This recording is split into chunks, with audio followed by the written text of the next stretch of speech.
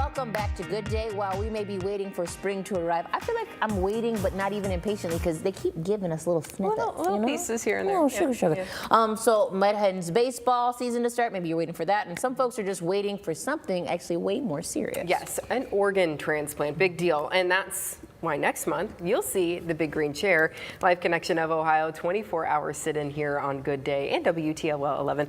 Our friend Kara Steele joins us with why saying yes is so important. Good to see you. Good to see you too. It's been a while. It has. Yeah, but it's almost that time, like you said. Again, it is. You're going to be moving in. Yes. You're going to be setting up in the green room with the green chair. I am, and I'm excited. And I just mentioned I should probably start resting because I don't do a good job with that, but it's all going to be good. Yeah. This is an event that we look forward to here every year at WTOL 11. We raise that awareness about the importance of organ, eye, and tissue donation, and it's a chance for us to share stories and to let the community know the impact. Absolutely, and it's hard to believe, but this will be our 15th year that we've had the event. Yay! So many awesome stories that have been shared throughout those 15 years. And you know, when you think back kind of to our first days, we had some of our volunteers that would sit for like a full hour or more, and now we have so many more people who are involved, so those sits are down to like 10 or 15 minutes. I know, it's wild. That's great though. I know, it's really incredible. But yeah, the stories of, you know, the donor heroes who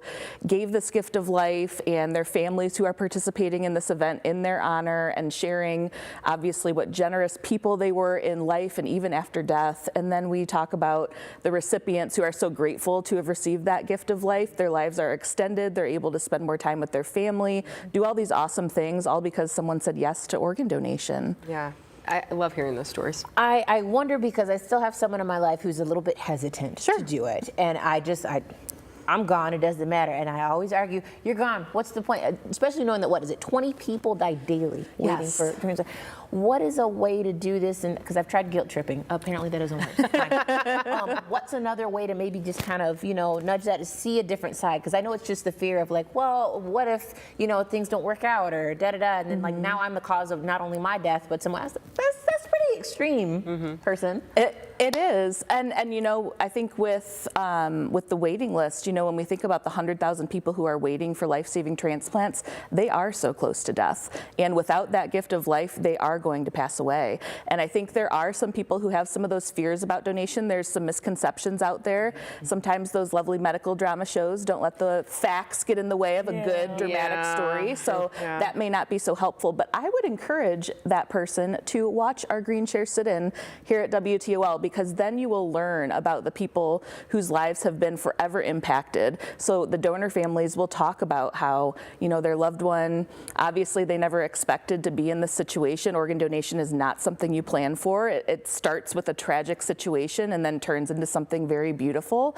But they can kind of, take them through and talk about their story and talk about their loved one and how their loved one was so cared for at that hospital, and everything was done to try to save that person's life. Unfortunately, they passed away, but then they were able to give this beautiful gift, and look what this has meant for so many people. So I think really when people are a little hesitant about donation, or maybe a little scared, because no one likes to talk about death. It's not everyone's favorite topic. I completely understand that.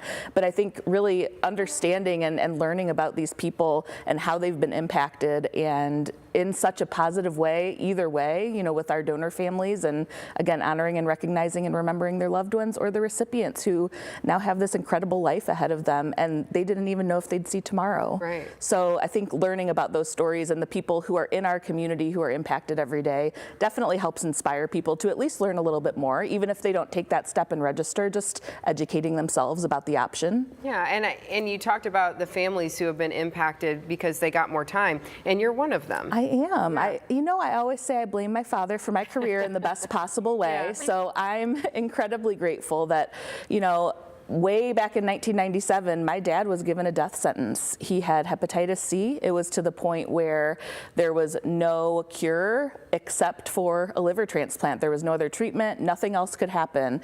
And fortunately, he got the call and a liver was available, and he was so grateful to receive that life-saving transplant. And that translated to 20 more years I was able to have with my dad.